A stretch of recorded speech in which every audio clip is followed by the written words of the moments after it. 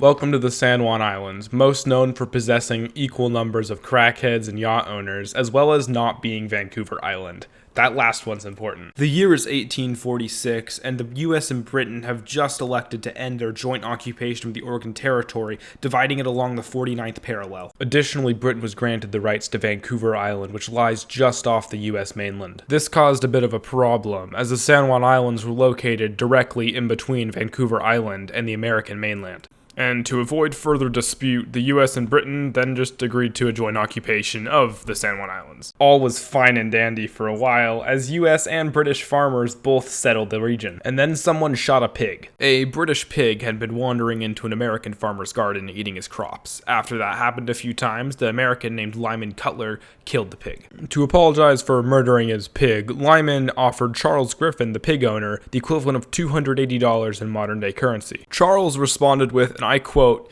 "It is up to you to keep your potatoes out of my pig," and demanded the modern equivalent of $2,800. Lyman, being a poor farmer, refused, and when Charles threatened to have the British arrest him, Lyman called in the US Army for protection. The Department of Oregon sent Captain Pickett along with 66 American soldiers to defend Lyman. In response, the British sent 3 warships. Tensions continued to rise, and by August 1859, over 400 Americans and 2,000 British were occupying the island. For a while, the armies on both sides kind of just sat on the island and insulted each other.